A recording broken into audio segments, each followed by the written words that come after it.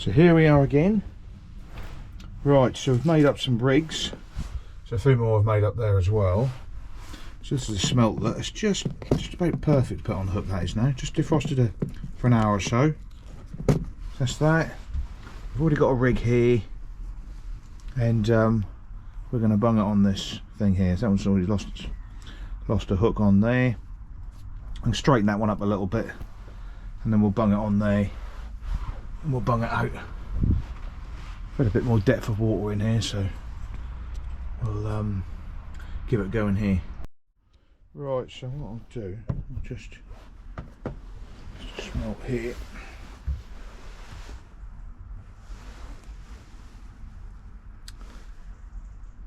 What we'll do, so I'll just straighten that barb now.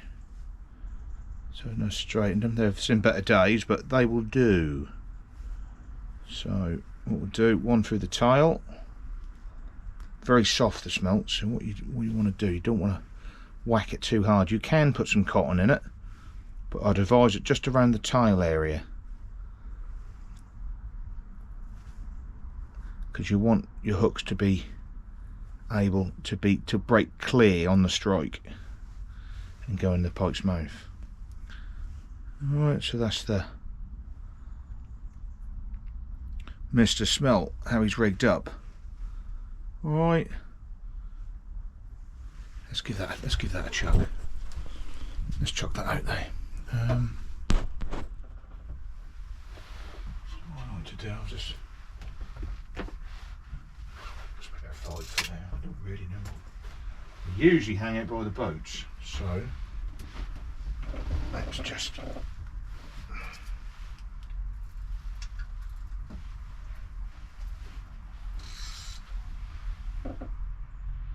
make sure that'll cast. I'm sure it will. Pick a spot. Try and get it over near where them boats are. Perfect.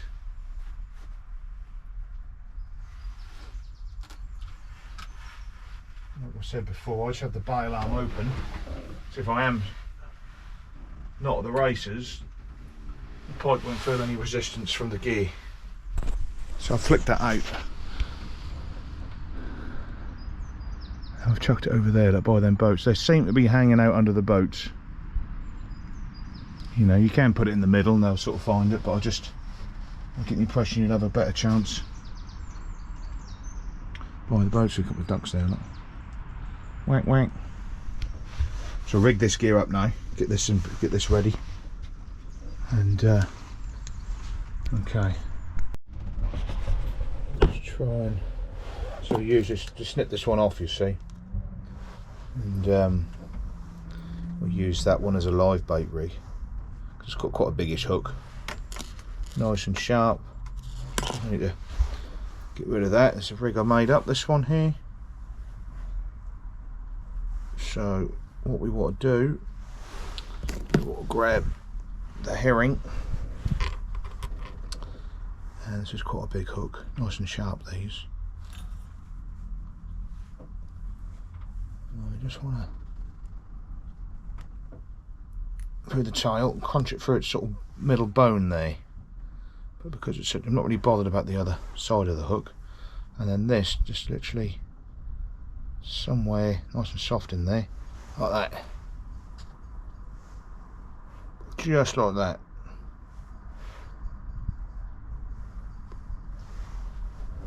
Perfect. Beautiful, almost. Absolutely beautiful. Look at it. Beautiful. Gets me all going. I'm a bit weird like that. I'm only joking.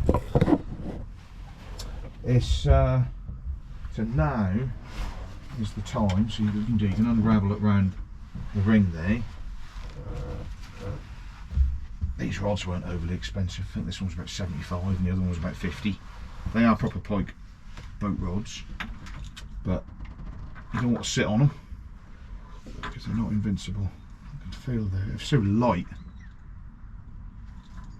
They're really sort of perfect for lure fishing as well. So So that's the bait. Because it's such a big bait, that'll tear. It's very soft herring, so you can only flick. You flick it gently. So where it ends up is where it ends up, really. That's how I sort of do it. So tighten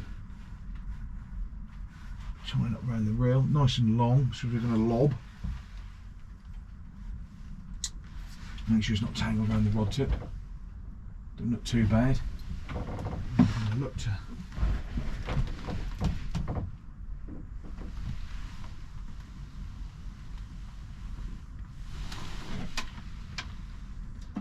best I can do.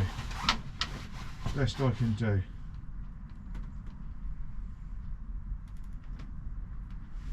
With that, we didn't sort of whack it. We let the weight of the dead bait come ping right down on the rod tip, and then we sort of just catapulted up. We sort of just lifted up. So we're going to ding, lifted up. So we're not tearing anything. What's going on here? Someone's walking their dog, I think. So I'll just put the rods like that. That one like that.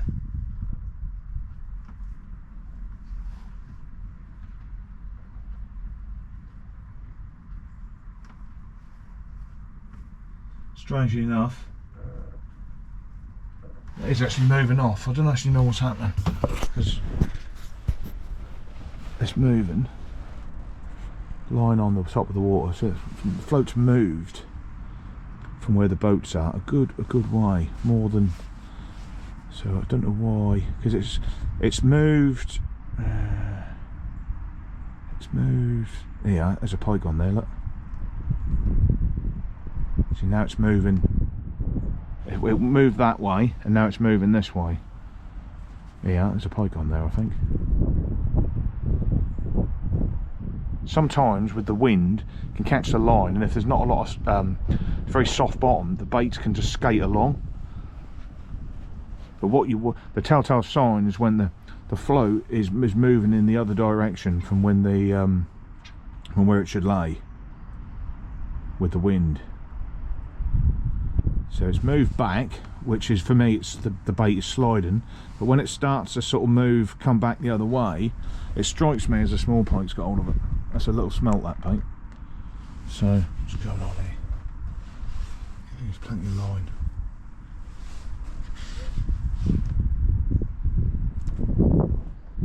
See, now it's moving back to the same spot.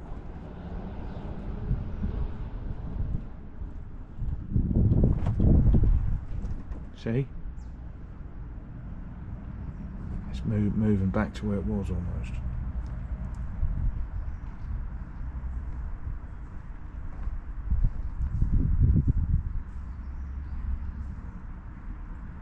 What I might do, I might wind it.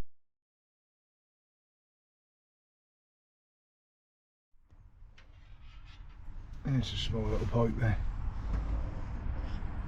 He bloody coughed up the smelt not too far from the boat. It's a bloody shame.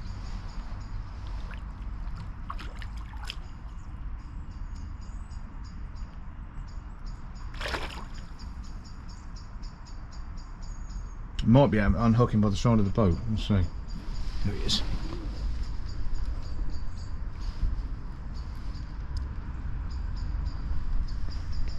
Yeah, one treble's out. He's in good condition. Right, let's get him unhooked. So we've had a good start, I suppose. We've had a good start. Got one out there.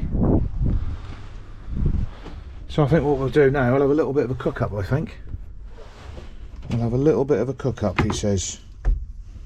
That's what we'll do. We'll see if we can turn all this on. What's this? Unlock. Fuel lock. Got some gas in there. Set fire to the bloody boat. Like that. What does this do? This goes on top there like that. There we go. We have fire. We have fire. Whistling kettle. son.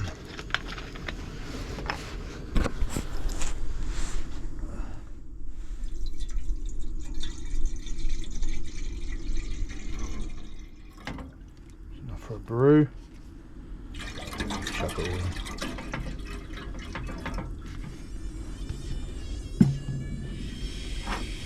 That's a bit scary.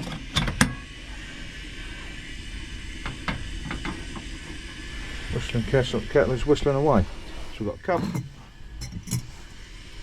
What else have we got? Hands. A bit of this sanitizer on, you never know where your hands have been. So, got a powdered milk, nothing wrong with that. Then it goes tea bag, Morrison's Finest tea bag. Got another tea bag in there if we have enough water left over. That there,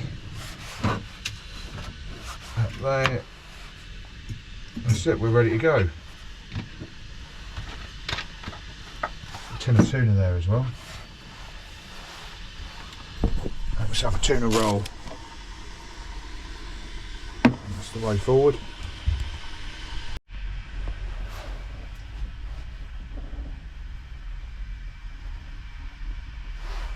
On the floats. Not moved away. As per usual with the pike fishing, I notice again, as soon as we turn up, that's a fish within, like, you know, just a few minutes, within 10 minutes. How many times does that happen? How many times have I sat at the same spot all day and nothing? You have to move. They are where they are for a reason, because there's been a bit of food there. It's not rocket science, but it's, you know, whether you can be asked to move and stuff like that. But if you want to catch, that's what you've got to do. There's tuna. I'll show you this tuna. Absolutely delicious. That John West, incredible.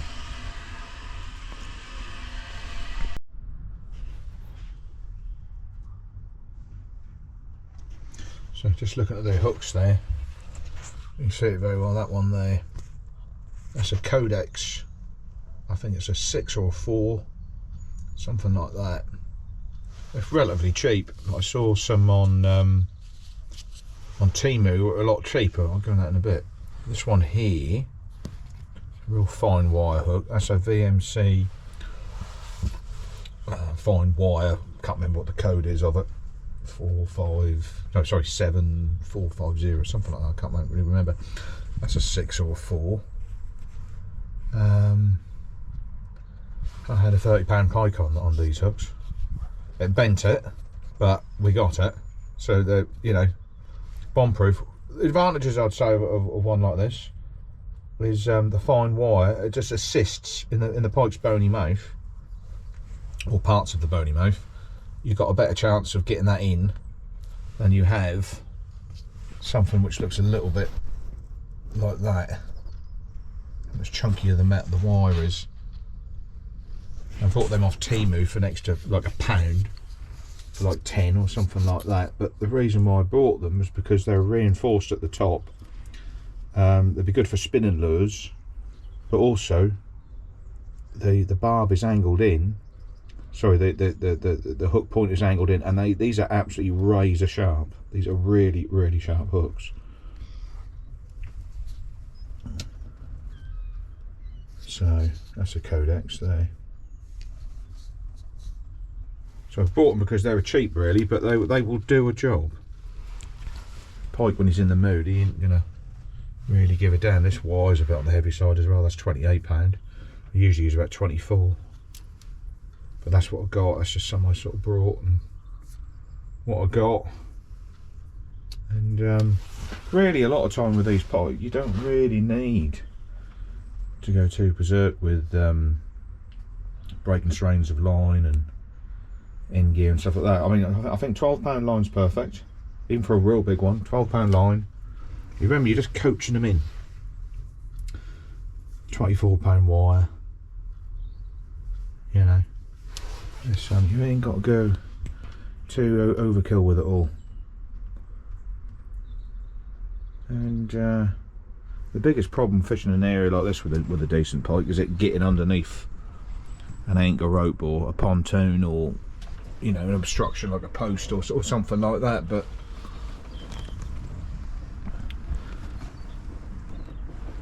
so one out there, one out there. So as per usual, as soon as I start fishing, I lob it out, and I recommend the best when you turn up into a new swim.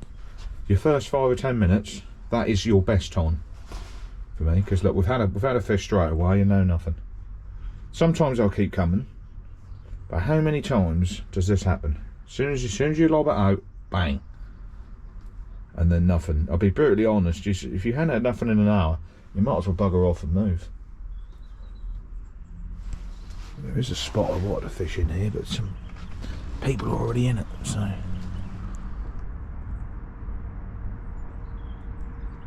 I think I've got 4 bloody baits out. But what we'll do, because we've only just come for a sort of an afternoon session, I'm just gonna stick tight here because I'm feeling lazy.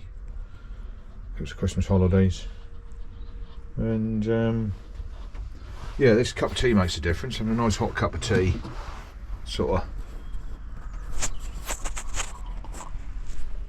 I don't know if it makes a difference. Well, the colour of it, look. Beautiful.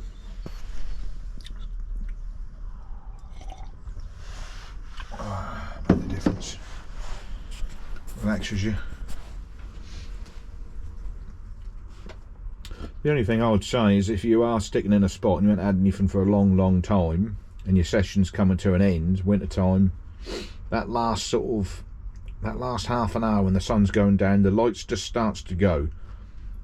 That's when I would, if you've been in a spot all day and you've had bugger all and you're one of them sort of people who've just stuck at it, I would say that period right at the end is a good time to be hanging on.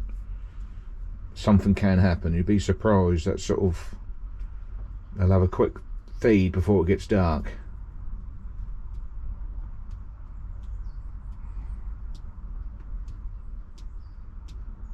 So I've had quite a lot of good fish at that time. When I first arrive in a spot is a really good time. That first sort of 15 minutes, first hour is usually good. That first bit in the morning is usually good. I did actually have one the other day at dinner time, which was a bit unusual for me. So you never really know. But again, I just turned up in the spot. I'd literally just arrived. Didn't really matter, make a lot of difference if it was dinner time or not. It's sort of Pike, you only got a limited amount of time to feed anyway in the winter time. Days are short. So it's gone quiet, but smelt there, herring there. Again, short session, so I've just brought a couple of dead baits. So that's so the pike I had, he spat it out just about here. But with the rod tip, with me holding the rod out and the rod tip, I managed just to get it on it and just drag it into the boat a bit closer, dragged it into here and then netted it, so it's on there again. So the reason why, because I think if you're going all day, if you're going to be fishing first light to end of light, then yes, you want 5, 6, 7, 8 dead baits. Fair enough. Okay, if you're going to make a real day of it. But if you're in a situation where you're only going to fish for sort of 2 or 3 hours, something like that, you don't really want to be bringing a lot of dead baits. I generally fish with a view that if I get a run, then that's the dead bait's done its duty, so to speak. So when I go a lot of the time, I only bring just a couple of dead baits. That way you save a little bit of money. Also, you're always using fresh baits all the time. I went for a phase of just refreezing the baits down, the ones I didn't use, but I never feel so confident with those baits. That's all right if you're on those sort of days when you cannot go wrong. It doesn't really matter. But how true do those days come about? So I always like to be fishing with maximum confidence. any way I can find it, whether it's a location I've got in, whether it's the baits I've got, whether it's the line I've got on, anything I can find which will give me confidence I want to be using. Now, it sounds common sense, but I look back over the years when I didn't apply that, you know. But yeah, there's definitely a bit more water's got in here. Definitely. Might be worth just chucking one in down here. Like I say, we're trying there. If we don't get anything there in the next half hour, just put it off the boat just down here. I've had Pike grab the little roaches I've been catching them in close here. It's probably about 5 foot down there. You can't quite, you can just about see the bottom. There's loads of wheat, sort of lilies down there and stuff. There's plenty of places for them to hide. Yeah, but unfortunately I came to the boat and that's I had the ropes, the mooring lines a bit too tight. It's gone up half a foot and that sort of just keeled the boat over a little bit, but didn't done it any damage or anything like that. We just eased it off a little bit. I never really can tell what the tides are going to do here. Yeah, I always got my snips handy. That last pike I was just trying to unhook at the side of the boat. But yeah, put that stuff in the bag, ready to put in the bin. So might leave me litter on the boat. And yeah. Hello everybody. Right, so this is a video on troubleshooting a Suzuki DF15. There she is. Suzuki 4-stroke 15 horsepower 2014. I'm just trying to start at the beginning actually, what actually happened. I was out in it one day not far away from the marina, and it started playing up to a point where it conked out. It'd been working fine, no problems whatsoever, no issues, and out of the blue it just happened. It just sorry, I'm just sort of sorting out a fishing rod while I'm doing this as well, so I'm just putting this out of the way. So yeah, so what actually happened was I'm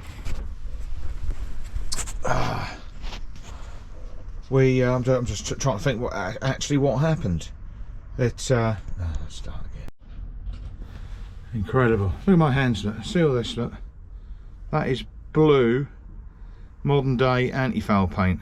And I'll explain to you why that's all on my hands like this, because some numpty, so I'm saying this politely, some numpty, can you believe that? No wisdom. See, anti-foul paints have sort of become like quite environmentally friendly now, and they're a lot more water-based, and that's why they'll peel off and they go on your hands and all that sort of stuff. But you see, where are we? You see these little vents just there. There's one on the other side as well. That's where the engine sucks up the water for cooling. And in their wisdom, look, it's all anti-foul paint, they were blocked. I would say the bottom set there was completely covered in anti-foul paint. So it's not sucking up water. Can you believe that? Can you believe that? So you question who actually done the anti-fouling, whether the owner done the anti-fouling, or whether a marina done the anti-fouling. Wouldn't you thought the owner would have checked it, or somebody would have checked before they put it back in the water? The other side's not so bad, I must admit, but that's they're all clean now. They've all been cleaned. And yeah, it's a DF15A, and yeah, incredible. And I've just done the other side as well. I just sort of, yeah, unbelievable. That's all I can say about it.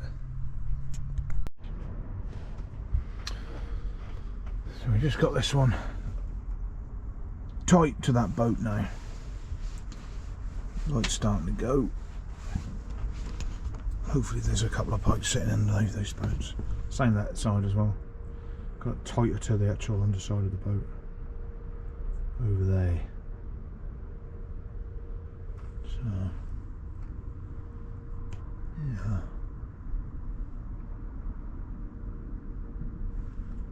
And one. We want a bigger one.